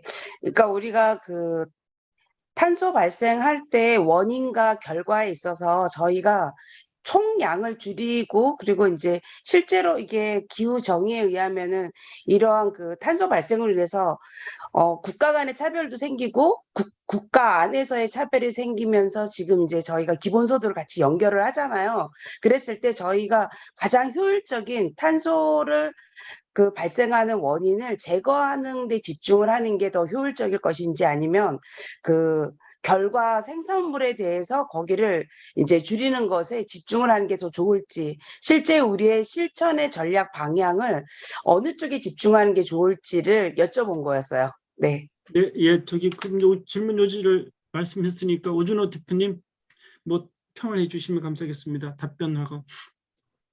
예, 제가 익히 들었지만 정말 너무 수준들이 높으셔서 어떻게 답변을 잘할지 모르겠습니다. 아까 저도 인풋과 아웃풋이 정확히 이해를 못해서 조금 의아했는데 방금 보충 설명을 해주셔서 이해를 했습니다. 앞서서 첫 번째 그 질문은 이제 그 질문 앞서서 제가 기후 변화라는 표현을 썼는데 기후 변화를 넘어 기후 위기다 이렇게 말씀하셨는데 지금의 상황이 기후 위기, 기후 재난이라는 것은 뭐 당연히 저는 동감합니다만 다만 객관적인 언어를 먼저 쓰는 게 좀 좋다고 저는 생각합니다. 기후가 변화해서 위기가 되기도 하고 재난이 되기도 하는 거니까 그것은 우리가 하기에 따라서 재난까지 가지 않는 어떤 수준에서 이렇게 적응하거나 통제할 수도 있기를 바라는 것이죠. 객관적인 개념으로서 기후 변화를 이야기하는 것이지 지금의 사태가 단순하게 이렇게 낙관할 수 있는 변화 상태가 아니라는 것은 뭐 당연한 말씀이고요. 제가 이제 탄소세나 횡재세 이러한 수단을 활용한 기본소득이라는 제안을 했지만 오늘이 뭐 강의가 짧아서 그렇지 더 강조하고 싶은 더 급진적인 또 많은 제안들이 있을 수 있습니다. 우리 손덕기 선생님께서 해주셨던 어떤 항공에 대한 통제 같은 것도 저는 많이 동의하는 편입니다. 그런데 이렇게 정책적인 제안을 넘어서 뭘 할 수 있느냐라고 하는 것은 사실 뭐 기본소득을 포함해서 모든 어떤 사회 의제에 다 해당되는 일이긴 합니다. 단순한 말일 수도 있겠지만 결국 그냥 데모를 하는 것밖에 없지 않나. 행동을 해야 되는 거 아닌가라 싶습니다. 사실 그레타 툰베리가 뭐 엄청 뛰어난 정책 전문가이고 박사여서 세상 사람들을 움직인 게 아니지 않습니까? 그냥 어느 날 학교를 그만두고 더 이상 이렇게 살 수 없다라고 그 금요일 매주 금요일에 관청에 가서 시청에 가서 데모를 하기 시작했습니다. 기후정의 행진이 엊그제 열렸습니다만 그에 앞서서 2019년에 그레타 툰베리처럼 행동하고자 했던 청소년들이 기후 휴학, 기후 파업을 실시했습니다. 얼마 숫자가 되지 않았지만 했고 그들이 광화문에서 시위를 벌였고 이에 어떤 연쇄작용으로 시민사회와 학계와 종교계가 움직여서 2019년에도 기후정의 행진이 열렸고 그것이 여파가 또 지금까지 오지 않았습니까? 이러한 사회운동이 만들어져야 아래로부터 우리 시민들의 요구가 만들어져야 탄소세든 횡재세든 기본소득이든 사실 입법에 다가갈 수 있을 겁니다. 또 반대로 말하면 시민들의 어떤 그런 행동과 열망이 단계적으로 실행할 수 있는 정책 제안으로 또 연결되어야 하나씩 우리의 진보의 또 범위가 넓어질 것입니다. 이것은 서로 이렇게 보완되는 작업이라고 생각되는데 어쨌든 무엇을 할 것이냐라고 한다면은 이런 기후 부정의에 대해서 함께 공부하고 주변에 할 수 있는 것부터 하나씩 정말 우리가 행동하는 것이 정말 뭐 원칙적인 말이지만 중요한 것 같습니다. 어제 뉴스를 보니까 전국의 각 지자체 기관장들이 이제 새로 당선이 되면 제일 먼저 하는 것이 기관장실을 새 단장을 하는 거라고 하더라고요. 만들어 놓은 지 얼마 되지도 않은 그런 기관장실 또 수백만 원씩 하는 가구들을 다 버리고 새 가구로 다 단장을 한다고 합니다.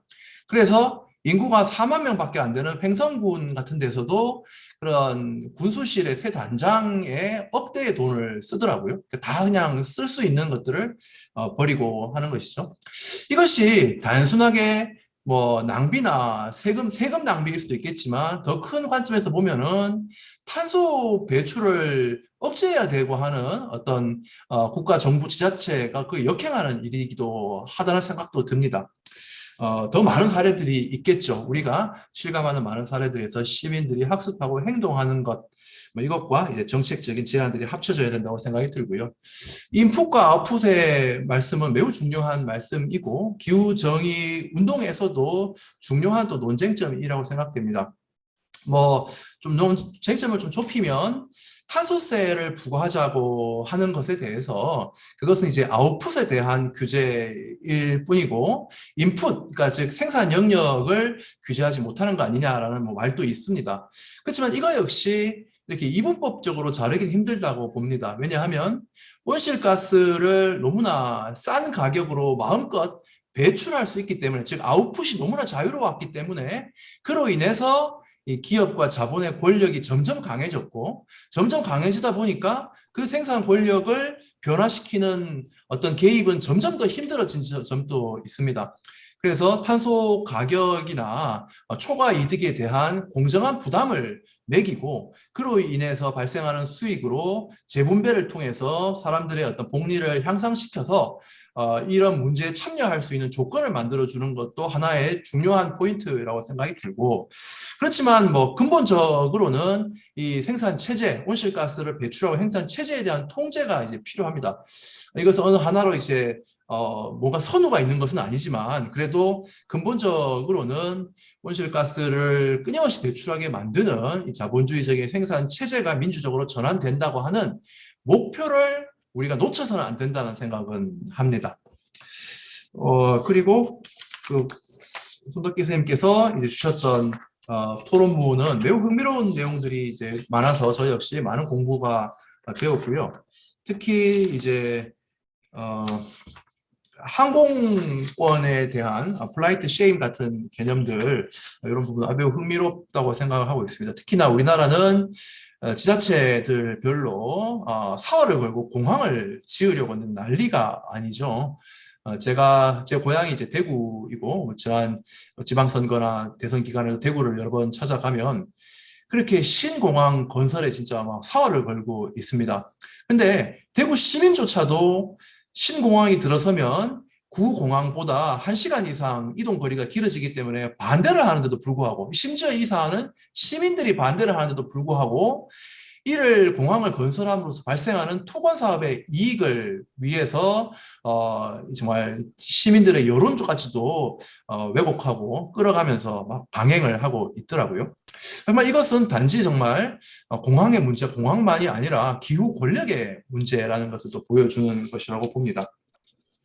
그런 점은 흥미로웠고, 그때 이제 우리 손덕기 선생님께서 수익과 소득 관점에서 환경세제를 강화하자라는 말씀하셨는데, 세제의 수립의 기준으로서 수익자 비용 부담이라는 원칙은 매우 중요하기 때문에 부담을 시킨 자는 보다 많은 비용을 지불해야 된다는 것은 맞습니다만은, 그러나 현재의 법인세나 소득세조차도 우리나라에서는 우리가 이제 OECD 평균 수준의 복지국가로 가기 위해서라도 여전히 좀 조세 부담은 아직 매우 낮은 편이라서 좀 높여야 된다는 그런 점도 함께 고려해야 된다고 생각이 들고, 또한 법인세나 소득세 역시 독자적으로 본인만의 어떤 기여나 노력으로 벌어들인 소득이 아니라 이미 주어져 있는 지구의 공유 환경을 활용해서 얻은 수익과 소득을 얻은 것이기 때문에 이 소득 역시 공유부의 관점에서 보더라도 일부는 지금보다 좀 더 적극적으로 환수해서 공공복리의 어떤 재원으로, 그리고 에너지 전환의 재원으로 사용하는 것이 맞다는 생각이 듭니다. 아마존의 원주민 이야기도 흥미로웠는데, 최근에 이제 기후정의 운동에서 또 흥미로운 논점은 이런 게 있습니다. 많은 기업과 자본들이 숲 조성을 하고 있습니다. 즉 탄소 배출을 상쇄하기 위한 숲을 조성한다는 계획인데, 얼핏 봐서는 좋은 취지 같지만 이것은 공동의 숲을 만드는 게 아니라 사유화된 숲을 조성하는 것입니다. 그래서 그 현장에 이미 거주하고 있는 많은 사람들을 몰아내는 방식으로 숲이 조성되기도 하고, 그 숲이 오로지 이산화탄소 흡수를 얼마나 많이 하느냐 기준으로만 나무의 종류를 결정한다든가 하는 문제가 있어서 생태 다양성에서도 역행하기도 합니다. 즉 숲을 조성한다고 하는 어떻게 보면 매우 좋은 취지조차도 현재의 이런 기업 중심, 자본 중심의 어떤 그 녹색 성장이라는 이름 속에서는 매우 왜곡될 수 있다. 아마존에 대해서도 단지 열대우림을 지키는 것만이 중요한 것이 아니라 열대우림 속에 살아가고 있는 원주민들이나 그들의 공동체가 이러한 숲의 보호의 한 주체로서 참여할 수 있는 민주적인 방식을 통한 숲의 보호가 이루어져야 의미가 있다는 생각을 해봅니다. 질문이 또 많아서요. 한 가지만 또 지금 홍미영 의원님께서 질문했는데, 이재명 당대표가 오늘 국회에서 연설할 때 기후위기에 대한 대응 방안으로 기후위기 탄소 중립 특위 설치를 제안했는데, 이 문제와 관련해서 저도 조금 더 붙이면, 지금 대표님께서는 탄소세를 부과해서 그게 얻은 그 세금으로 이제 기본 소득을 주자 그러는데, 그렇게 되면 이게 지금 원자력에서 신재생 에너지로 바꾸려면 여러 가지 설비라든가 투자를 많이 해야 되는데, 기본 소득도 물론 되게 중요하다고 생각하지만 그런 그 기본 설비하는 데 드는 비용 어떻게 부담할 건지, 여기 탄소중립위원 특위와 관련해서 한번 설명해 주시면 감사하겠습니다. 예, 질문하신 것부터 먼저 대답을 드리면 두 가지 과제가 동시에 필요합니다. 하나는 녹색 체제로서 빨리 그러한 어떤 혁신을 해야 되고, 에너지 체제를 혁신해야 되고 전환해야 되는 게 있고, 그런데 그 과정에서 우리 시민 당사자들이 그러한 전환에 동의하고 참여할 수 있어야 된다는 두 가지 과제가 있습니다. 탄소세는 한편으로는 기업에게 부담을 물리면서 그 세수를 기본소득으로 이제 지급한다면은 탄소세로 인한 물가나 전기요금 등등의 어떤 인상을 기본소득 돌려받기 때문에 시민들이 부담이 덜어지고 저소득층의 경우에는 부담보다 많은 혜택을 받을 수가 있는 것이죠. 그래서 이러한 방향에 탄소 가격을 높이는 방향에 동의할 수 있다. 그 점이 되게 중요한 점이고요. 에너지 전환에도 막대한 또 지출이 필요합니다. 저는 지금의 이제 교통환경 에너지세 이것을 폐지하지 말고 이것을 적당한 어떤 세율 조정을 하더라도 이 세원을 그대로 유지해서 이것을 이제 에너지 전환 비용으로 좀 사용해야 된다는 생각도 한편으로 하고 있고, 그것을 넘어서는 좀 대대적인 그린 뉴딜 투자가 필요하다. 탄소세만으로 되지 않고 국가가 보다 좀 적극적으로 여러 세원을 통해서 재원을 확보해서 미래를 내다보면서 더 발빠른 탄소 중립을 통해서 이제 미래의 어떤 선도 국가로 나아가는 목표를 가지고 그린 뉴딜 투자가 이루어져야 된다고 생각하고 있습니다. 그런 점에서 탄소세 문제는 그렇게 좀 말씀드릴 수 있겠고요. 그리고 지금 오늘 홍미영 선생님께서 지금 질문으로 이재명 대표, 민주당 대표께서의 어떤 연설 말씀하셨는데, 저도 그 연설 인상적으로 들었고, 기본 소득을 포함한 기본 사회와 그리고 미래의 여러 가지 전환 과제들을 제시해 주신 것에 대해서 동의하는 편입니다. 다만 이것이 이제 말의 성찬으로 끝나지 않으려고 한다면은 단지 위원회를 어떻게 만든다를 넘어서, 그런 위원회는 문재인 정부 때도 있었고 지금 윤석열 정부에도 형식적으로나마 있습니다.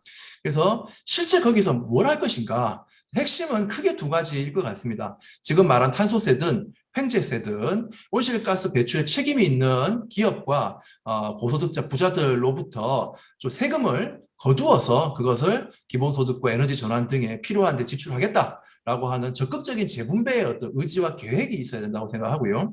그리고 또 한편으로는 앞서서 우리 손덕기 선생님의 발제도 나왔지만 탄소 배출을 줄이고 녹색 삶으로 갈 수 있는 그러한 공공 서비스 분야, 대중교통의 무상화를 포함해서 그런 공공 서비스를 대대적으로 좀 확보하고 확충하자 같은 이런 구체적인 제안과 재원 마련 방안, 이것을 함께 좀 얘기해야 한다고 봅니다. 오늘 이번 이재명 대표의 연설에서는 좀 거시적인 방향은 있었을 때 그리고 가기 위한 로드맵 부분들은 좀 약하지 않았나라고 생각이 들고, 그 부분은 기본소득당도 계속 좀 지적도 하고 해서 그런 방향으로 갈 수 있도록 하면 좋을 것 같습니다. 예, 감사합니다. 또 다른 질문 있으면 자유롭게, 그러면 장지혁 교수님 질문해 주시면. 저도 바로 방금 이제 우준호 대표님 하신 말씀에 붙여가지고 좀 질문 드리겠는데요. 오늘 발제도 그렇고 토론도 그렇고 아주 흥미롭고 아주 깊이 있는 내용으로 잘 들었고요. 근데 이제 오늘 오 대표님 말씀 중에 아까 공공 서비스의 확대,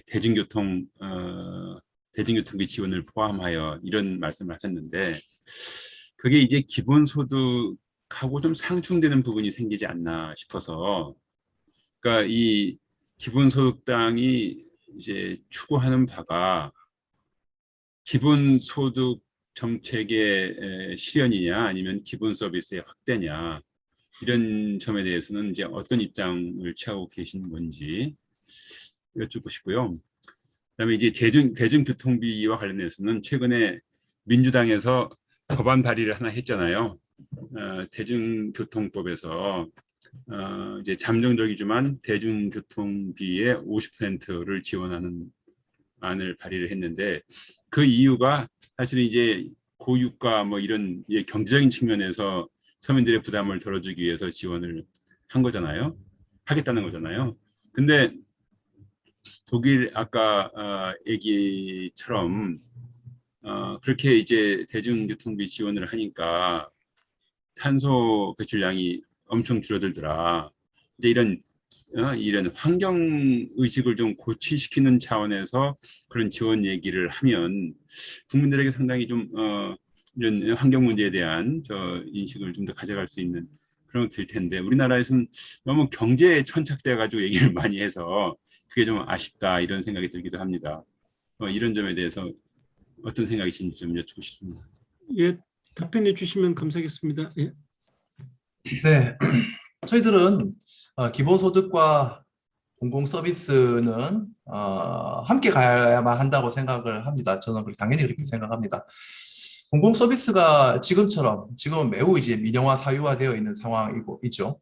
이런 상황이 계속 강화되어 버린다면 기본소득이 지급되더라도 그것이 예전 같으면은 더 싸게 활용할 수 있는 그 서비스를 돈 주고 사는 것에 불과하게 될 수도 있습니다. 그래서 기본소득과 기본서비스는 같이 가야 되는데 이것이 상충된다고 보시는 어떤 입장들은 예산이 한정되어 있기 때문에 그렇지 않느냐라는 말씀을 많이 하십니다. 하지만 저는 이런 주장에 대해서는 좀 동의하지 않는 편입니다. 무슨 말이냐 하면 예산이 한정되어 있다라고 전제하고 시작하면 우리가 이제 선택할 수 있는 복지의 어떤 요구는 자체로 줄어들 수밖에 없습니다.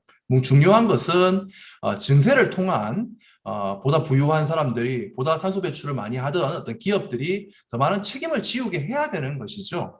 그래서 발생한 재원을 가지고 기본소득도 지급하고 서비스도 늘려가야 한다고 보고 대부분의 복지국가에서 현금 수당과 복지 서비스들은 서로가 서로를 보완하면서 함께 발전을 해 왔습니다.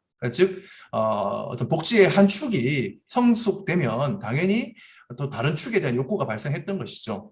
다만 이제 기본소득은 얼마의 재원을 모아서 어떻게 나눠주면 얼마만큼의 이제 시민들이 자신들이 내는 세금보다 더 많은 혜택을 받을 수 있는지가 분명하게 드러나는 제도이기 때문에 이것은 국민 다수를 복지를 위한 증세, 거기에 이제 동조하고 동참할 수 있도록 이끌어내는 효과가 있습니다. 그러니까 기본소득, 이것은 지난 몇 년 동안에 이제 기본소득이라고 하는 의제가 대한민국에 활성화되면서 함께 이제 증세에 대한 여러 가지 욕구나 목소리도 커져 왔다는 것으로도 우리가 알 수 있는데요. 즉, 기본소득이라는 것을 적게라도 시작하면서 그 혜택을 받아보고 체감한 사람들이 증세를 위한 목소리를 힘을 더 모으게 된다면은 적극적인 좀 재분배가 더 빨라지고 거기서 발생하는 재원들이 기본 서비스의 확대에도 연결될 수 있을 거라고 말씀을 좀 드리고 싶습니다.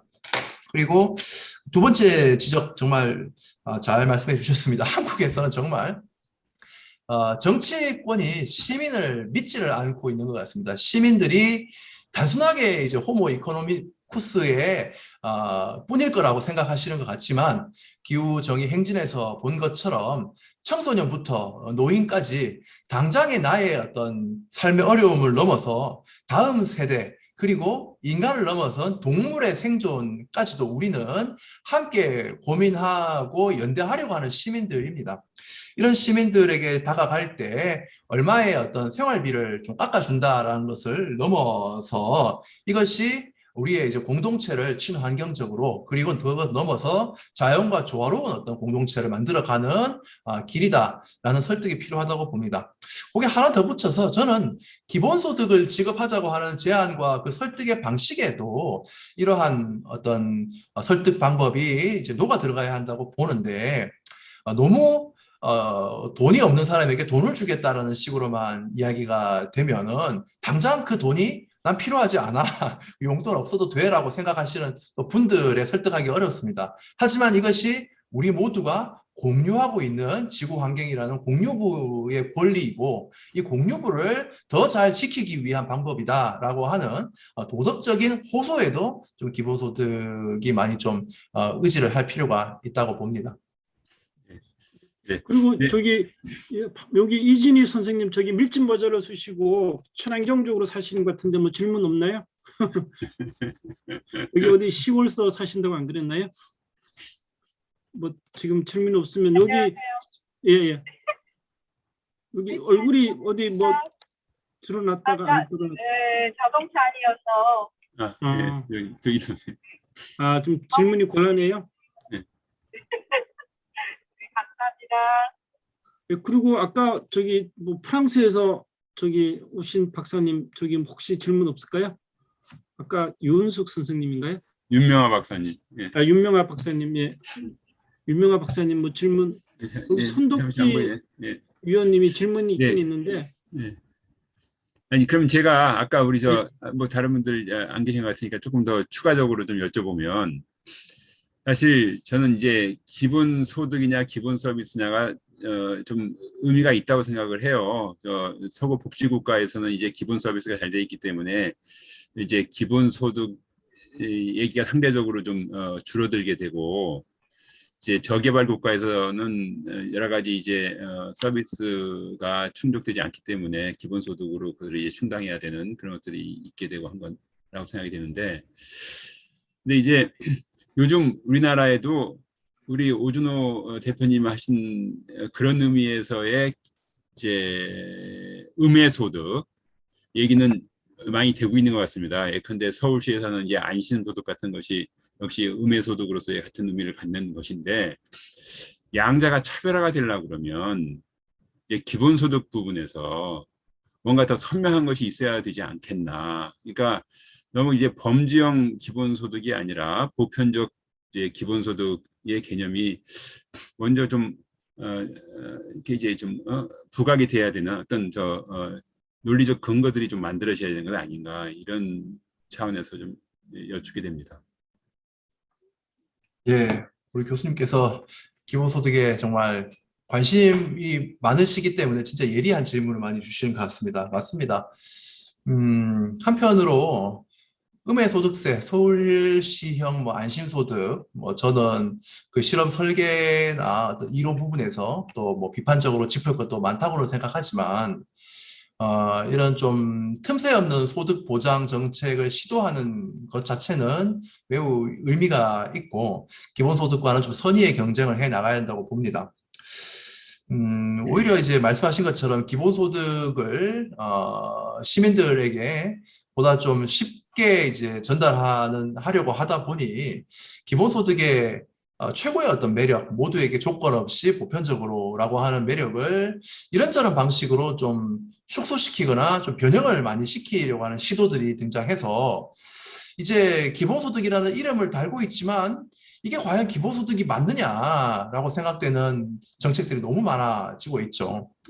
그 정책 하나하나는 또 취지가 있을 수 있지만 기본소득으로 또 묶어버리려고 하면서 과연 이제 기본소득이 본래에 가지고 있는 어떤 힘과 그런 전망, 이 부분을 다시 좀 정교하게 세워야 된다고 생각이 듭니다. 저는 어쨌든 그러한 기본소득을 재정립하는 과정의 핵심은 첫 번째는 공유부라고 하는 이 공유부에 대한 권리와 우리가 어떤 공유부를 우리도 모른 채 향유하고 있는지 혹은 공유부의 권리를 빼앗기고 있는지에 대한 좀 정교한 설명들 속에서 이 공유부로부터 기본소득의 어떤 현실 가능한 여러 모델들이 좀 제출돼야 한다고 보고, 두 번째는 기본소득만으로는 우리 사회 모든 문제 해결할 수 없다는 건 사실이지만 기본소득이 없어서도 안 된다고 보는 저의 입장에서는 기본소득과 다른 여러 이제 정책들을 잘 연결한 기본소득이 있는 복지국가라고 하는 것은 어떤 원리로 운영될 수 있는가에 대한 보다 좀 정교한 제안들이 필요한 것 같습니다. 예, 그리고 손덕기 위원님 좀 질문이 있는데요. 기존 선진국은 주력 사업이 이제 서비스 사업으로 전환되어서 탄소 배출이 적은데 우리나라는 아직도 제조 산업이라서 특히 에너지 소비가 많은 중화학 공업이 비중이 높은데 이렇게 되면 탄소 배출이 되게 많이 되는 측면이 있는데 이에 대해서 어떤 대책이 있는지 질문이거든요. 답변해 주시면 감사하겠습니다. 예.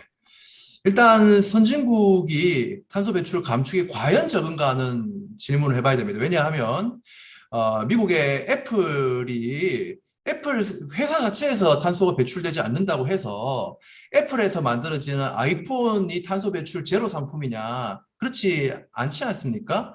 중국의 폭스콘 같은 데에서 이제 제조를 하면서 탄소를 엄청나게 배출하고 있죠. 즉, 그 수익은 선진국이 가져가지만 전 세계적으로 그 제조 과정에서 탄소 배출을 외주화시켜버리고 있는 것이다. 그래서 어떤 의미에서는 그러한 외주화된 탄소 배출량조차도 그 국가의 원천 기술을 가진 국가와 관계가 있다면은 일정한 좀 책임을 물어야 된다라고 하는 점도 그런 논의도 있습니다. 그것도 기후 정의의 한 관점인 거고요.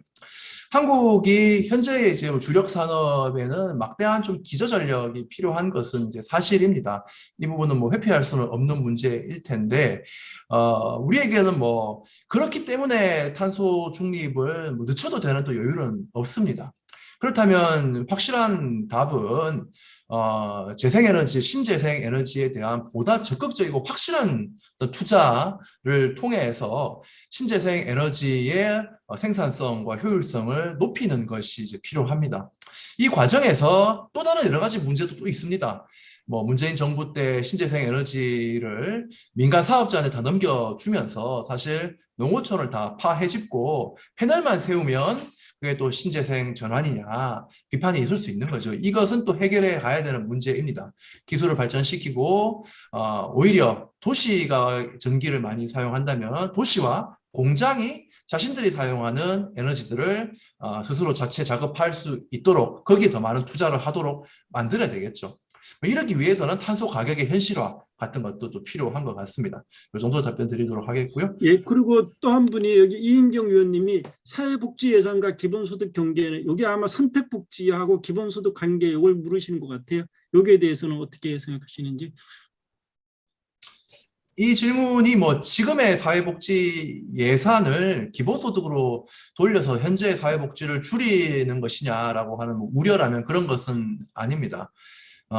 저희들의 이제 제가 얘기하는 기본소득은 기존의 복지를 이름만 이제 기본소득으로 바꾸고 보다 가난한 분들에게 드리는 돈을 보다 이제 중산층에게 뺏어주자는 것이 절대 아니라 오히려 기본소득을 받음으로써 모든 사람이 지금의 가장 가난한 분들조차도 더 조건이 좋아지도록 만드는 방향으로 가야 되고 그러기 위해서 현재 이제 OECD 국가 차원에서 봤을 때도 매우 낮은 수준에 머물고 있는 한국의 GDP 대비 사회복지 예산은 국민 부담을 좀 끌어올려서라도 더 높여야 된다. 증세를 해서 좀 높여야 된다고 보고 있습니다.